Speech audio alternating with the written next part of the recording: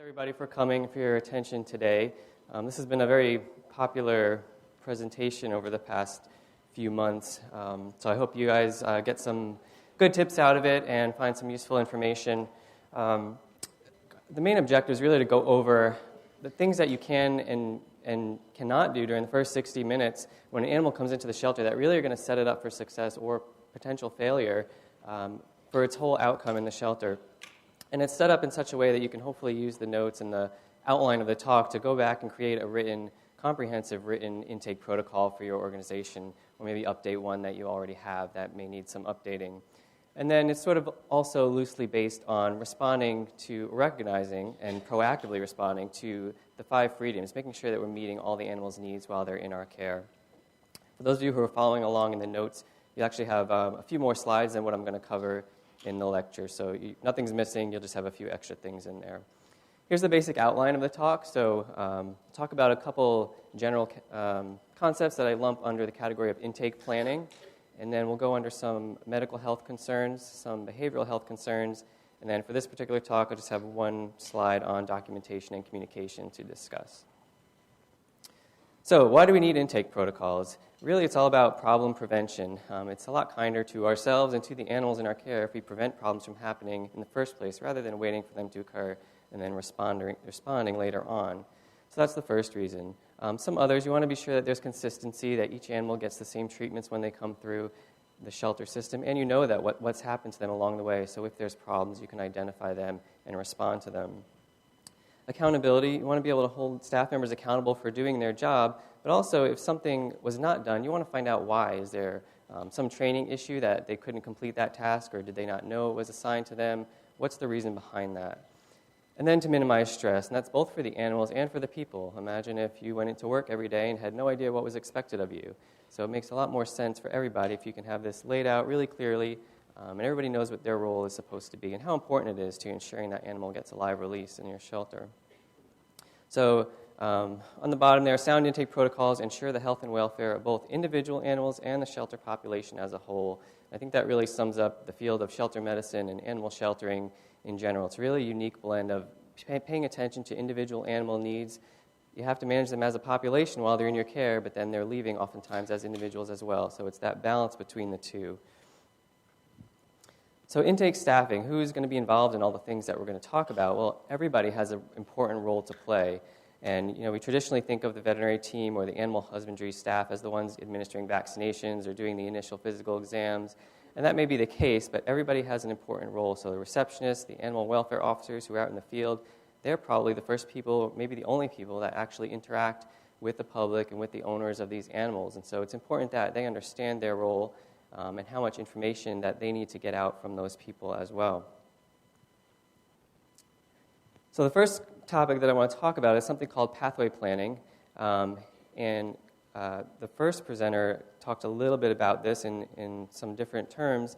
And this is really key to getting animals out of the shelter as quick as possible and saving as many lives as possible. And so this is a proactive approach to animal disposition. And so it's the idea that you have a pretty good idea in your shelter how each animal is going to leave. Is it a really great candidate for your adoption program? Do you have a transfer partner that specializes in this particular species or breed? When they come in, pretty much which way they're going to exit the shelter. And so what you want to do is as soon as they come in, you actually assign them one of these pathways, and we'll talk about the different pathways on the next slide. So you actually physically assign them a pathway, and you define it when they come in the door, and you review it daily. Just because you give them one pathway doesn't mean that they are going to have to exit through that way. It should be reviewed daily, and they should change throughout an animal's stay in the shelter. But just the act of assigning them will help you take steps to getting them to that outcome as quickly as possible. So here are the 4 most common pathways that we see in most shelters. So return to owner, transfer to pet placement partners or other rescue groups in the community, adoption, and then euthanasia. And I'm going to skip over return to over for a minute because we're going to talk in detail about microchip scanning and just go over the other 3 real briefly. So transfer to pet placement partners. You want to have these relationships set up ahead of time. So if you know that certain rescue group that you work with really loves hound dogs, so as soon as that hound dog comes in, you're going to have this arrangement set up with them ahead of time that they're going to take hound dogs from you that meet certain criteria. So you can call them up as soon as it comes in and start that dog on its pathway to that release. And you can do that for whatever your rescue groups specialize in. And really having those relationships set up ahead of time so that you're not waiting until the end of the holding period and then trying to figure out, well, what should we do with this animal now? It's already set up and planned. Adoption, Kathy did a great job talking about fast-track adoption, so I'm going to kind of skip over that. But basically identifying those animals that are going to get adopted quickly, bump them to the head of the line for spay, neuter, for behavior evaluations, anything that needs to happen to them before they can be adopted. Get them there ahead of somebody who might be waiting longer just because you know they're going to get adopted quicker, and that'll open up space for the next animal.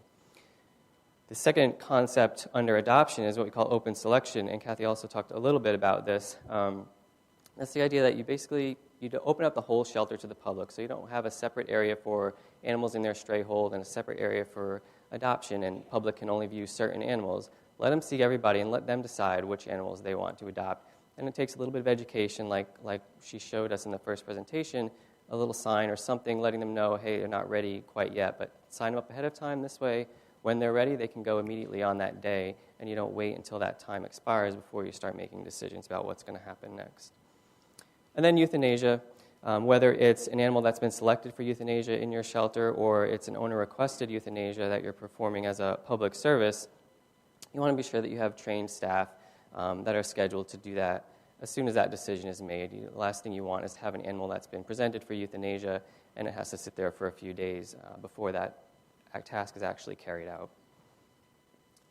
So we'll go back to return to owner and microchip scanning, which is a critical component of that. And to do this, I'm going to review 3 studies that were done that really form the basis for a lot of the recommendations we make on proper microchip scanning technique. And so I want you guys to understand where these recommendations come from and why we say the things we do about microchip scanning. And so the first study, all of them were done by Dr. Lord and her group out of the Ohio State University. And so this first one, they wanted to get a general idea of what was going on with microchips and microchip scanning in shelters across the country. And so they looked at 53 shelters across the United States, over 7,000 dogs and cats that they evaluated. And one of the things that they found, you'll see in the chart on the bottom there, is consistent with other studies that have looked at these numbers. So stray dogs that did not have microchips, about 20% of them got returned to their owners. Stray cats that did not have microchips, only about 2% of them actually made it back to their owners. Those numbers jumped up a lot when you look at animals with microchips, as we would expect them to. So about 50% of dogs that had microchips made it back to their owner, and about 40% of stray cats that had microchips made it back to their owners. And so, unfortunately, those numbers are not 100% because people don't register their chips or don't keep their registration up to date. So it's real important for you guys, as you're dispensing microchips and adopting the animals out, do whatever you can to get those chips registered before the animal leaves your facility so that doesn't become an issue. So that information was, like I said, similar to other studies that kind of confirmed what we knew about the general return to owner rates in the country. Some of the other findings they had related to the microchips themselves and scanning was that about 20% of the shelters scanned the animals only once throughout their whole stay in the shelter. And that's important because they found over 900 microchips on a second or third scan. So these are shelters that scanned the animals once, no microchip was found. They scanned them again 2 or 3 times. They found it on the second or third time, but missed it on the first time.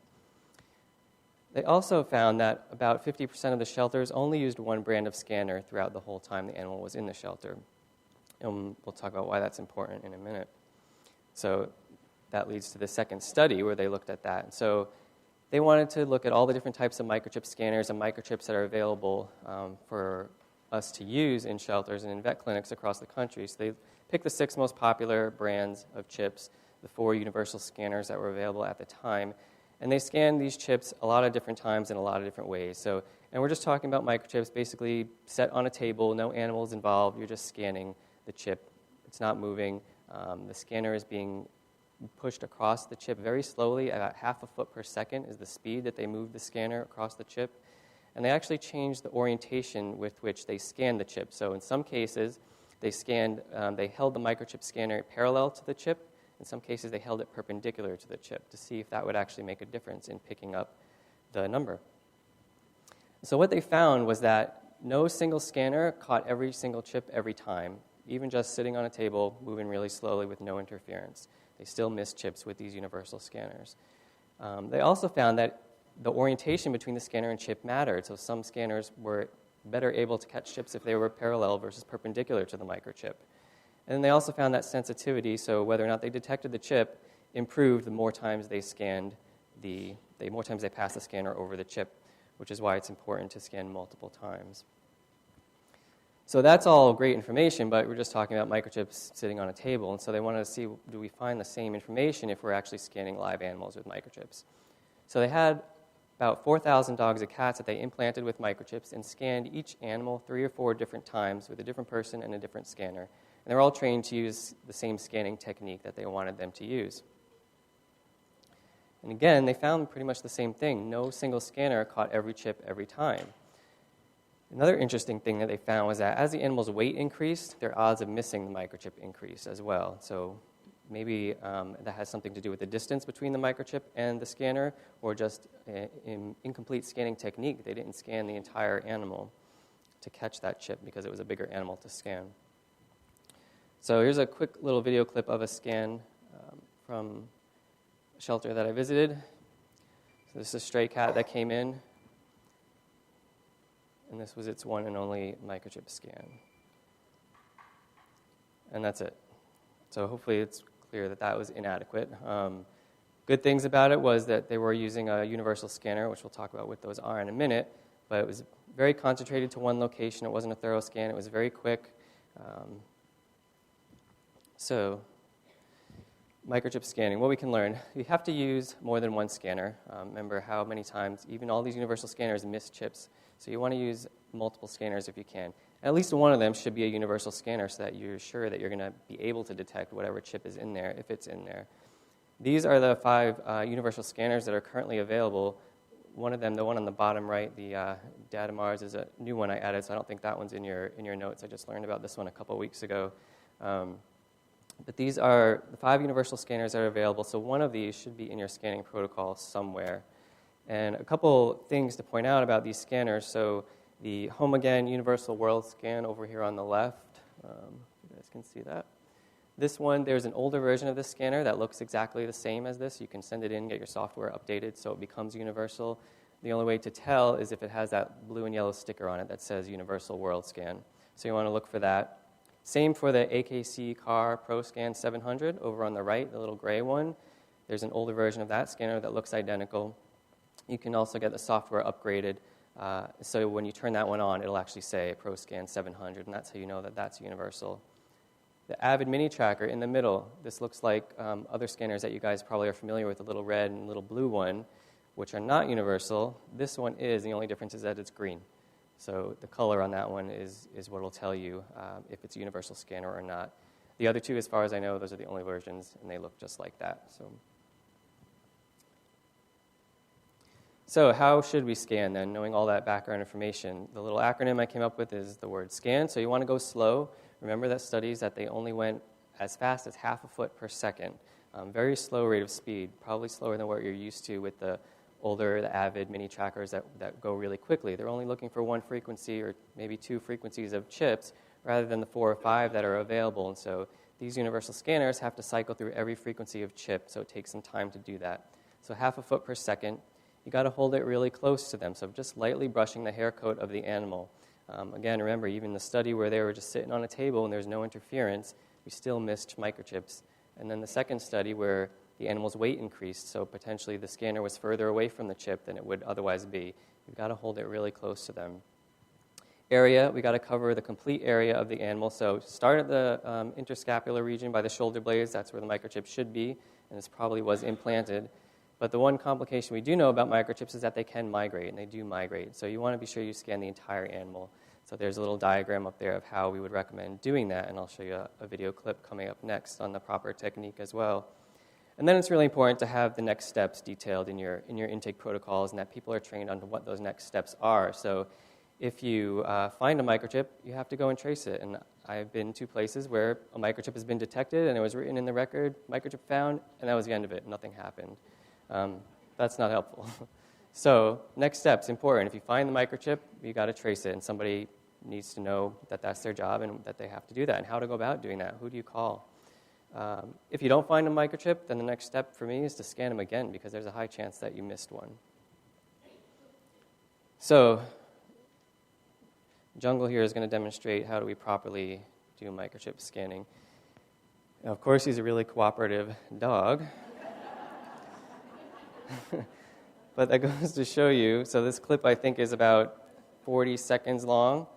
So it goes to show you how long it actually takes to do a thorough, proper microchip scanning on a cooperative animal. So if you have a less than cooperative animal, you're going to have to make adjustments. So starting at the top, snaking down the top of the animal, down each side, gently rocking that scanner back and forth, brushing the hair coat. And then a common place for them to migrate is down in front like that, where she's scanning now. So real important to check down in the front of the chest as well.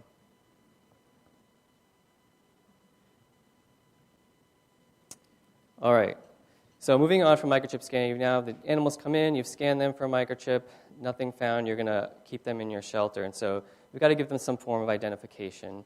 Hopefully this crowd is very familiar with the guidelines for standards of care in animal shelters that the Association of Shelter Vets published in 2010.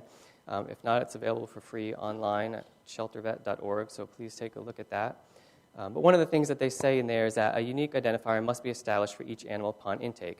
How else can you track each individual animal's care in the shelter if you don't have an individual record and number for it? And it's not on the animal. So identification, the second part of that is that identification should be physically affixed to the animal unless there's a safety risk. So perhaps a feral cat may not, you may not be able to put a collar or tag on. But there's lots of ways of doing that. Different types of collars and tags are available. I was at a shelter once that actually engraved their own tags. It was cheap for them to just hammer a number into each tag and do it that way. So it doesn't matter how you do it as long as each animal has a unique identifier that you can track throughout its stay. The second component of identification is getting a good picture of the animal. This is real important. Think about how many people don't want to actually come to the shelter and look for their lost animal. They're certainly going to go online and look. And so here's some pictures from shelters that I took. These are animals in their stray period. This is the picture that was posted online of these animals. I'm not sure I would recognize my own animal if that's what I had to go on. The one on the top right didn't even have a picture. I took a picture of the cage card. All you knew about it was a gray cat. So that's not going to be very helpful. So be sure you get a good picture when they come in. I've been to places where they'll take the previous pictures first, and then once it's selected for adoption, they'll take a better picture. It doesn't make sense to me time-wise why you would do that twice. Just get it done right in the beginning. Maybe you'll get a few more animals reunited that way. And then if not, you have a great adoption picture ready to go. So various ways of doing that. Been to places that have set up murals or set up a little photography studio in the corner of the building somewhere. General rule, it's good to take pictures. So lighting is real important, and it's good to take pictures at or below the eye level of the animal, and they generally come out pretty well. So you've gotten your animal identified, you've gotten the picture taken and posted on your website. Next thing to do is you've got to put this animal somewhere. And right now I'm talking about that sort of temporary housing where you put an animal before it's assigned its more permanent housing in the shelter. And you want to consider the housing size and style. There's lots of information in the guidelines about what the appropriate housing size and style is for shelters. So I'm not going to go into more detail on that, but you want to be sure it's able to be cleaned and disinfected. This is probably an area that's going to have a lot of traffic, and a lot of animals are going to be moving through, so that's going to be real important.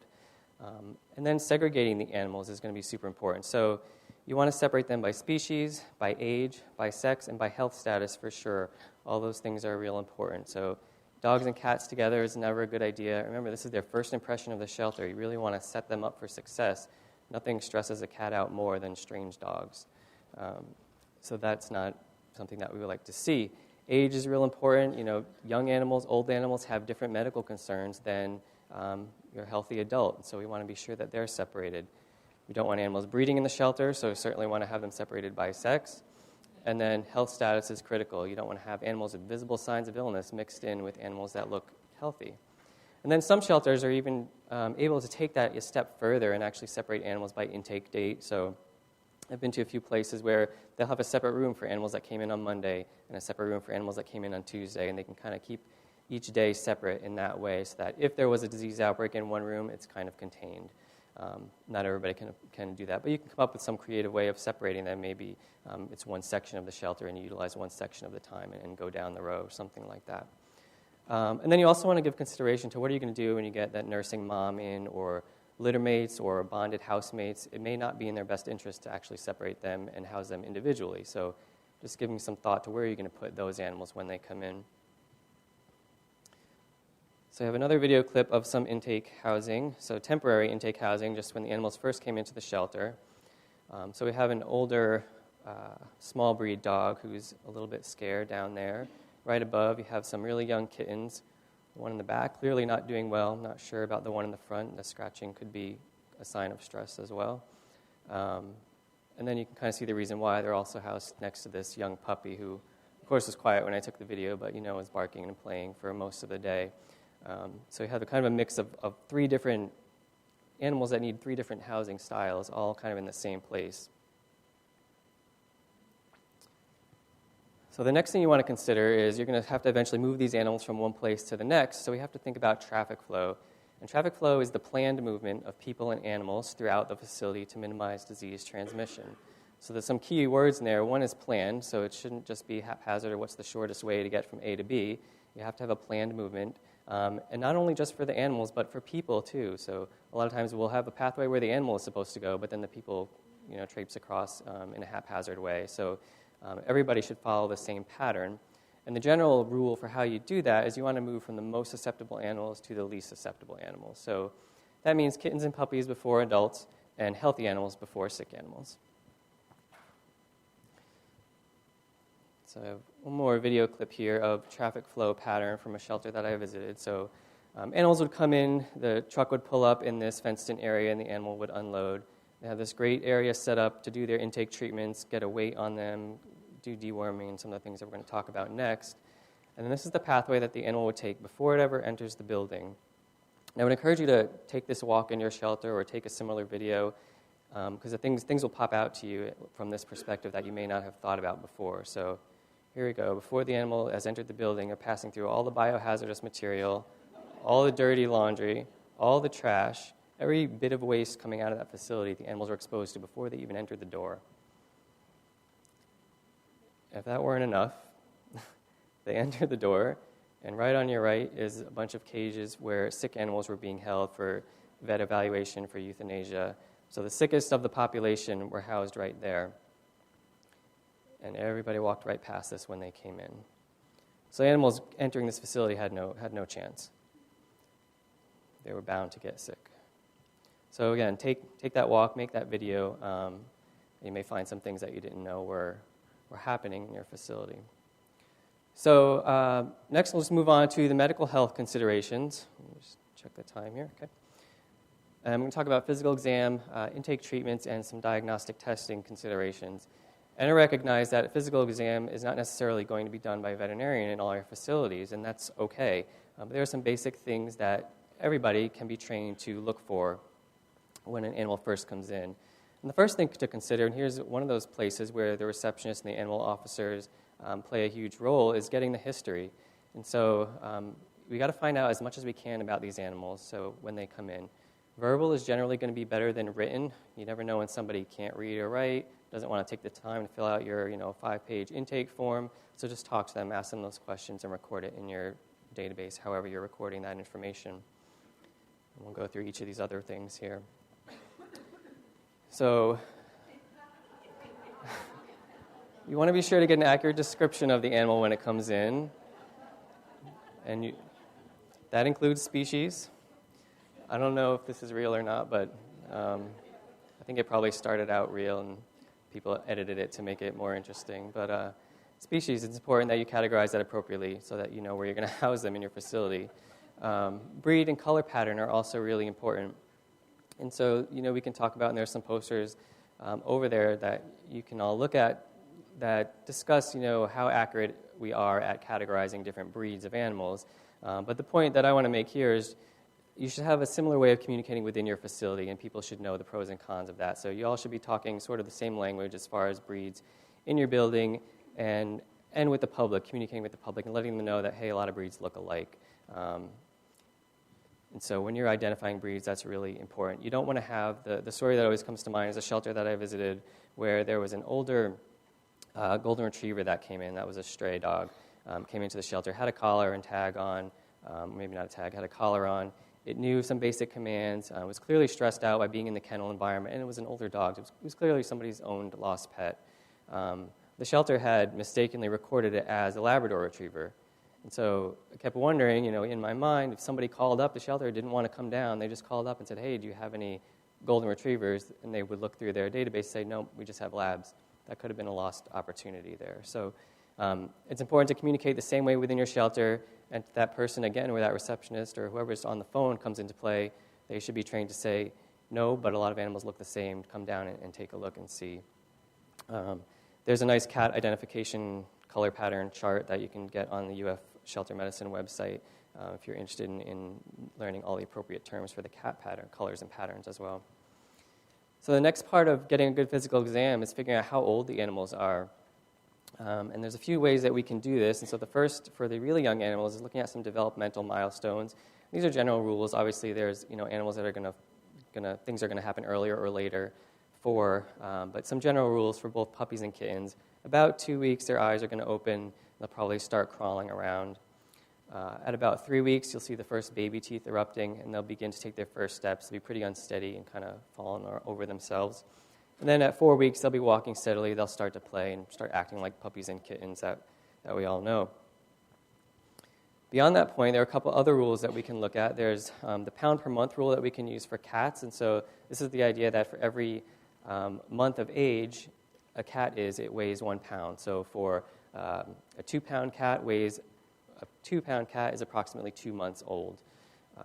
That's fairly accurate for the first few months of life. There's a poster about that information as well if you want to learn more about that. The next thing that we look at is the permanent incisors rule. And so we use this for both puppies and kittens, and that's what you see on the pictures here. And so these permanent teeth come in at a predictable rate. And so the first two, if we look at the 12-week-old kitten, these first 2 upper teeth here are adult teeth, and the rest are baby teeth.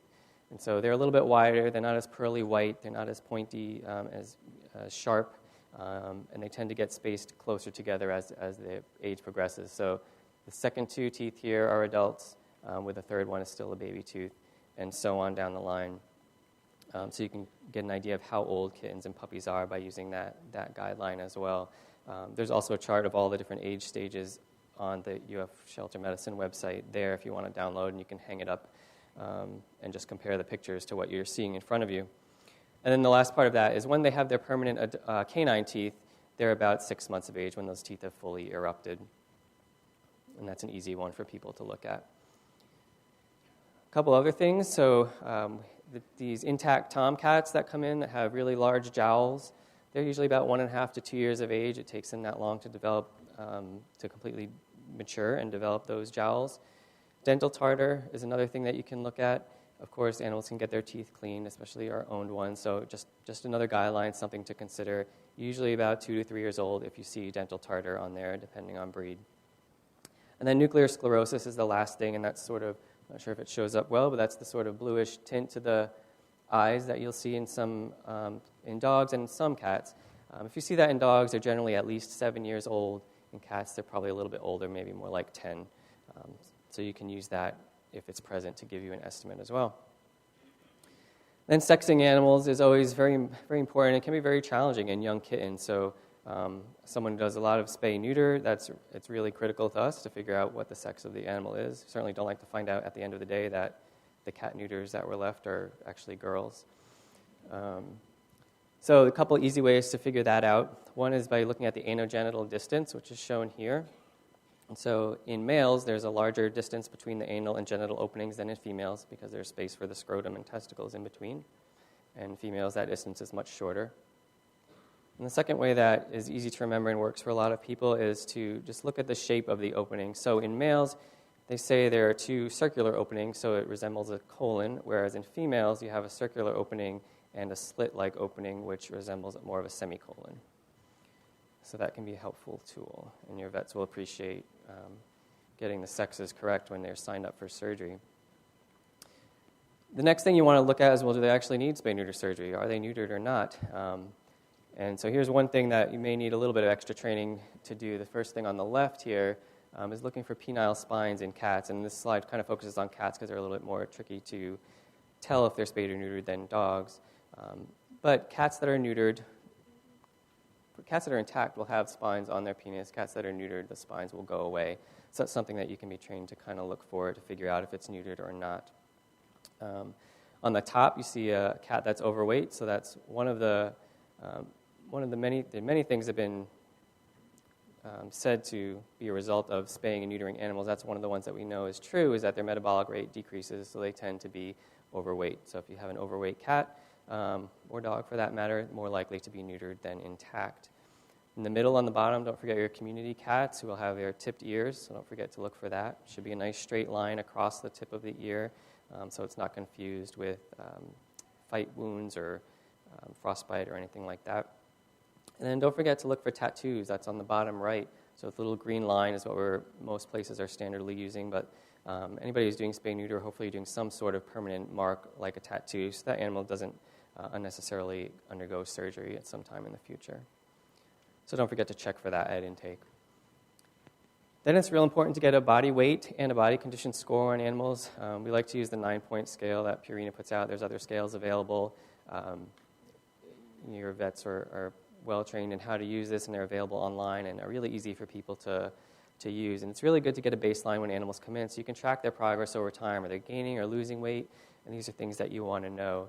The other kind of cool thing about using these body condition score charts is if you're doing any kind of cruelty investigations, each point away from ideal, the ideal 4 to 5 weight range on these charts represents 10 to 15% of their body weight. And so if you're talking about a starving dog or and you're trying to put together a cruelty case for that, you can use that to actually gauge in pounds how much weight the animal should weigh or how much weight it's lost. So then the next thing you want to look for during your physical exam is, are there any signs of infectious disease? So again, remember, we're going to want to separate these animals from those that don't have any signs of disease. And so we want to be sure that we're looking for them. Most shelters, the most common thing we're seeing are respiratory disease, GI disease, and skin disease. And so people can easily be trained to look for signs of problems with that. So you have a kitten with ringworm up on the top, a dog with some respiratory disease on the bottom left.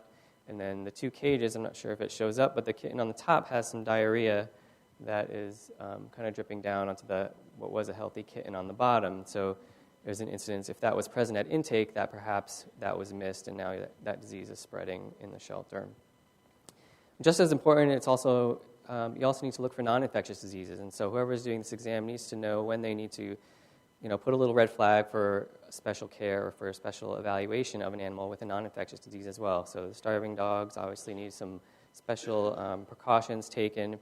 Animals with, just general signs of neglect, like overgrown claws. It's kind of one of my pet peeves to see that in a shelter, because that's the sort of thing that you use to build a case against somebody for neglect and take their animals away from them. So it's not really appropriate for that to be happening in our shelters. If you see that, it needs to be addressed. All right, so moving on to the actual intake treatment, so vaccination and parasite control.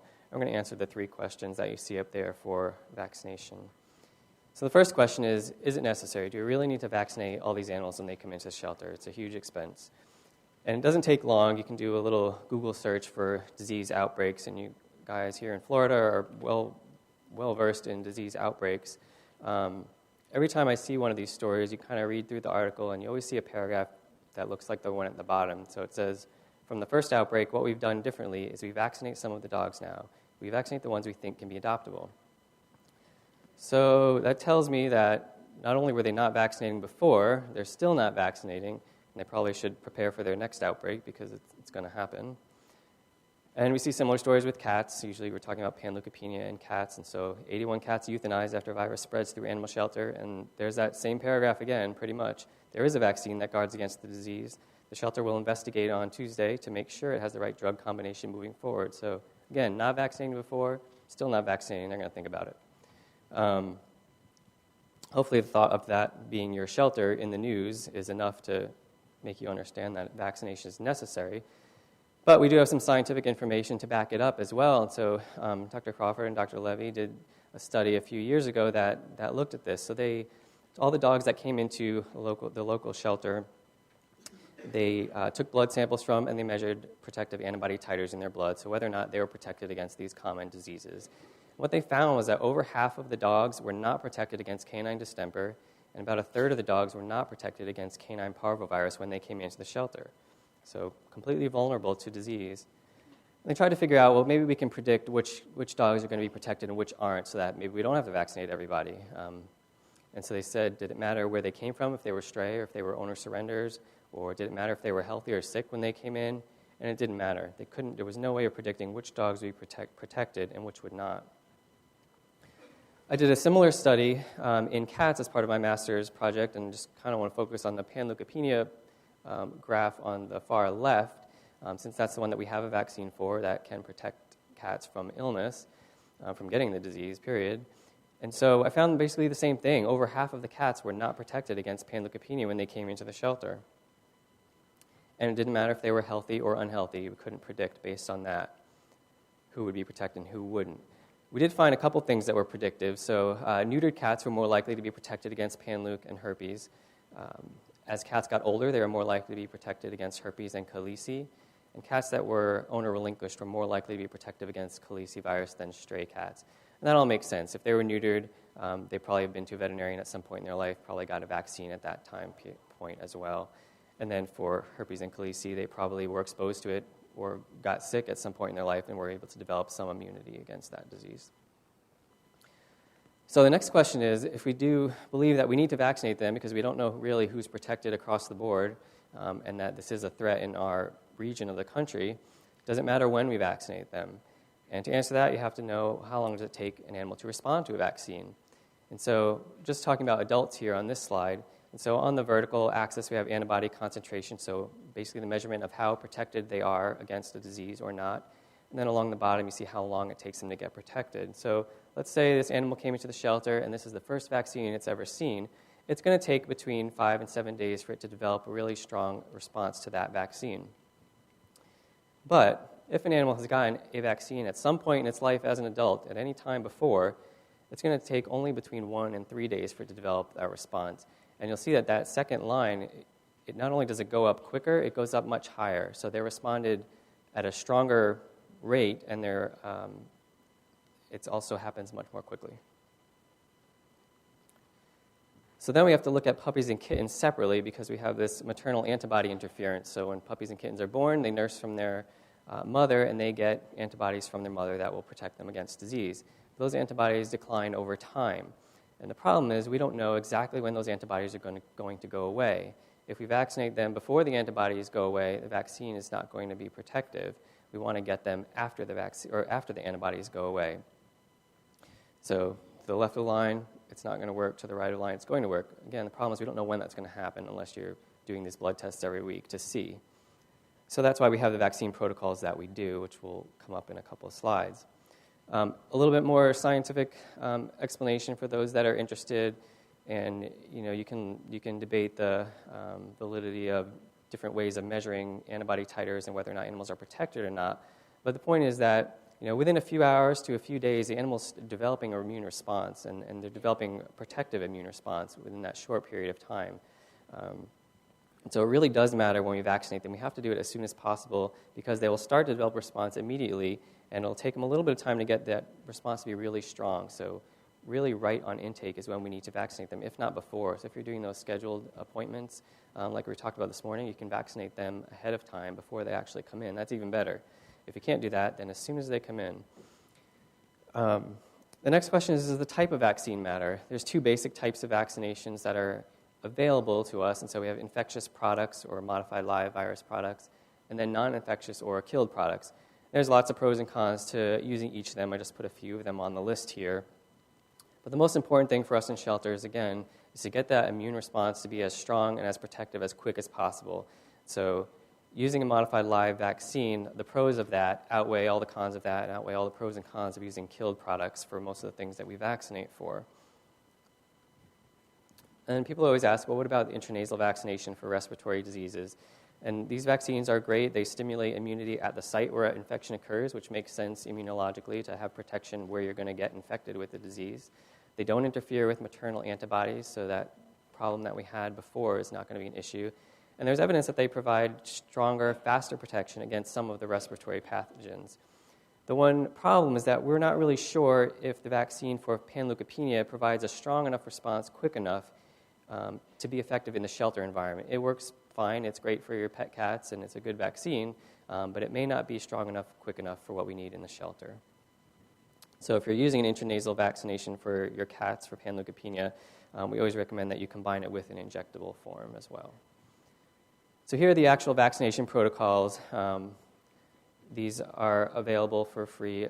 The American Animal Hospital Association publishes vaccination protocols for dogs, both pet dogs, and the really cool thing is that they have a separate section just for shelter dogs, and it's different. So hopefully your veterinarians and those that are making the protocols are aware that there's different recommendations for shelter animals. And they're up there on the screen. The two that we are required or core vaccinations for shelter dogs are the distemper parvo combination and Bordetella bronchoseptica intranasal vaccine. And there's the protocols up there. For puppies and kittens, every 2 weeks until 18 weeks of age is what the new guidelines say. And again, that's because we don't know when they're going to be protected or not. So we have to keep boosting them until those maternal antibodies go away so that they can actually develop their own protection. Guidelines are very similar for cats. The AAFP also publishes shelter-specific guidelines, so that's another good thing to be aware of. Again, starts at 4 to 6 weeks of age, repeat every 2 weeks of age, and the current guidelines say until 16 weeks of age for cats. So sort of key points for the vaccination is we've got to vaccinate everybody, regardless of where they came from, regardless of what their health status is. What I usually teach the students is unless the animal is dying in front of you, then it needs to get a vaccination when it's entering if it's going to stay in the shelter. If it's so sick that you think a vaccine is going to harm it, then it needs to be taken to someplace where it can get advanced medical care, or it needs to be humanely euthanized.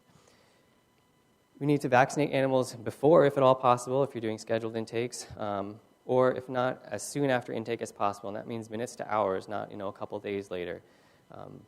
Vaccinate them in the parking lot, vaccinate them in the field, in the animal control vehicle, wherever you can, before they come into the building and are exposed to things. You want to give them as much opportunity as you can to have that immune system start working. And then use modified live virus products to ensure that you get the fastest, strongest protection available. Then we don't want to forget about parasite control, so that's both internal and external parasites. There's no real shelter-specific guidelines for these, so we kind of use what the Companion Animal Parasite Council recommends for pet dogs and cats. But it's important that they get something on intake. Generally, we're talking about parasites that are important to both animal and human health, so zoonotic diseases like roundworms and hookworms are the most important ones that we worry about sort of as standard protocols across the board, and then you can kind of go from there based on what you have. And external parasites, this is a tough one for a lot of shelters because the products out there are really expensive. There's not a whole lot of shortcuts around it. But it is really important to try to make that a priority because not only does it look bad when people walk into a facility and the animals are covered in fleas and ticks, but they transmit diseases. And not only do they transmit diseases to the animals, they transmit diseases to people as well. So we'll go on to some initial diagnostic testing that you might do. I'm running out of time here, so I'm going to go a little bit quicker. Canine Heartworm Disease is one that's real common. So we want to antigen test all dogs greater than 6 months of age. That's the sort of core recommendation from the American Heartworm Society. That's important because infected dogs have specific care needs. So they need to be exercise restricted. You're probably going to start them on antibiotics to help when they actually get the treatment. And if they're left untreated, they can actually be reservoirs to spread the infection throughout the rest of the other population, which is not good. So that may not be possible for everybody, so a couple ways around that. Testing the dogs only that have been selected for adoption, so it's sort of an adoption screening criteria, or the screen and test protocol. So that means just check for microfilaria at intake. It costs pennies to look at a blood smear on a slide and see if they have microfilaria, which are the baby heartworms. If they have them, you know they're positive. If not, then you have to go and run a test. And so that may save you some money if you're in a location where heartworm disease is really prevalent and a lot of dogs are going to have it. Similar recommendations for cats for retrovirus testing. Of course, testing everybody is ideal. But if you're in a shelter, it's considered optional for cats housed by themselves. If you're housing cats in groups, then you really need to test them for both leukemia and FIV. And there are some really nice, again, shelter-specific recommendations by the AAFP for feline retrovirus testing and management. It's really important that each cat is individually tested. A lot of times we have shelters that try to combine the sample so that they can save money on some tests and maybe test one member of a litter or just test the mom or something like that, or just pool all the blood samples together. The problem with that is that you'll misidentify cats. So you'll have infected cats that test negative. It's the analogy I give is it's like looking for this betta fish in the little tiny bowl. Real easy to find it. That's one blood sample looking for the virus. It's real easy. It's right there. If you combine everything together, it's like looking for that same betta fish in a giant aquarium. It may be in there, but you might not find them. So if you get a negative test result, doesn't mean anything because maybe you missed it. If you get a positive test result and you've pooled samples, you don't know which one is going to be positive and which one is not. Just because one litter mate is positive doesn't mean another one is going to be positive. Okay, we have.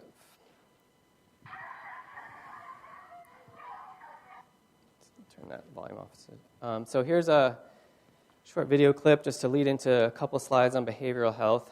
Hopefully you guys recognize that this is not a healthy animal. For some reason, people kind of question that, and when they see this behavior in shelter dogs, it's a normal kennel dog, it's kennel crazy or whatever.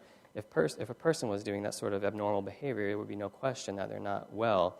But for some reason, we accept it in animals. So if you're only looking at the medical side of things, you're kind of unbalanced. You're taking an unbalanced approach, and we're not completely evaluating that animal. So I really like this quote where it says, to really care for any animal in captivity, we need to know about how that species lives in the wild, how they make use of their environment, and the signs that indicate when we are doing it wrong.